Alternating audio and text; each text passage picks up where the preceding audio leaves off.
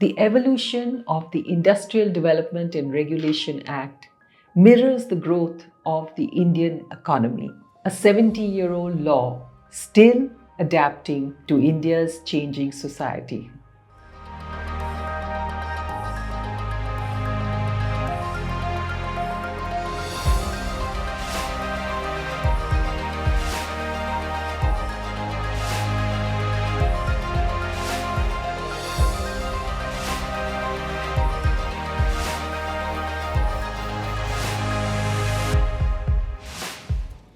Hello and welcome to the Secretariat. We are going to bring you yet another path-breaking legislation of the past. And this is the Industrial Development and Regulation Act.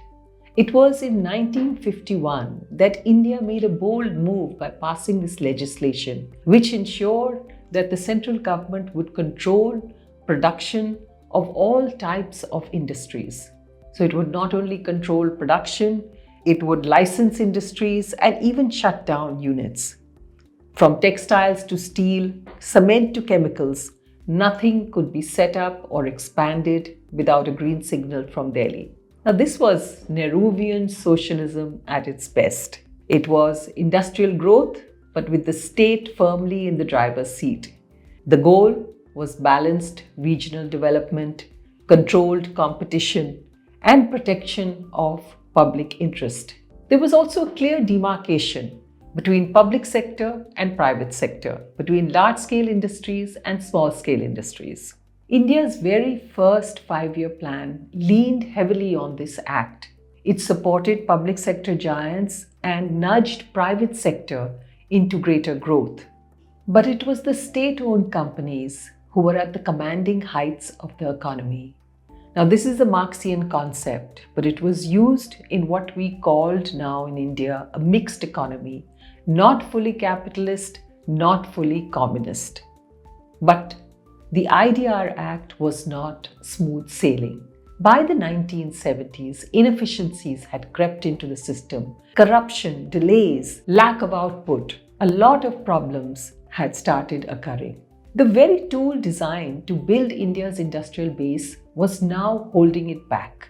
Public sector companies were running into losses and becoming a drag on the economy. Big industries were not allowed to expand. Small industries were not allowed to become bigger. The larger scale industries, which should have been allowed to utilize economies of scale, were not allowed to do so. So there were a lot of problems in the economy. The plethora of rules meant an entire industry sprang up to bypass them. Black markets sprung up in all areas where either resources, commodities, or products were in short supply, whether it was cement or tires or stainless steel. Now, even I remember when I was young in the 70s that I had relatives who had small-scale units and they were getting stainless steel allocated to them because resources were allocated to every industry. But because it was a material in short supply, instead of actually using that stainless steel to manufacture the utensils they were supposed to, they went and just resold this material in the black market. I also remember people getting rich simply by getting tire agencies, because all you had to do was get tires allocated and then resell them in the black market. It was easy money for anyone. Then came 1991. Liberalisation and economic reforms changed the entire scenario. The IDR Act changed. Licensing remained, but its wings were clipped. The Act's role shifted from gatekeeper to watchdog. Nowadays, the IDR Act is still used, but it is used to selectively control industries which are in hazardous chemicals, in defense, or in other sensitive areas. Arguments have been made for the legislation's repeal, but it is still useful to deal with environmentally hazardous products as well as I mentioned earlier, defense industries.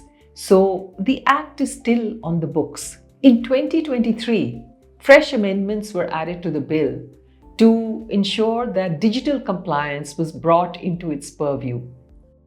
From commanding heights to cooperative growth, the evolution of the Industrial Development and Regulation Act mirrors the growth of the Indian economy, a 70-year-old law still adapting to India's changing society.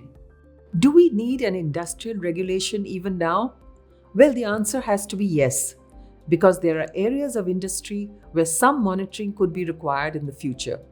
This is especially in the area of the environment, but also for hazardous products. With environmental disasters rising lately in areas like Uttarakhand and Kashmir, it is important to regulate industrial development in ecologically sensitive areas. Regulations are also needed for defense and space industries. But in all other areas, red tape and regulatory cholesterol needs to be cut drastically. The winds of liberalisation must blow through industry to make it competitive on the world stage. Thanks for watching.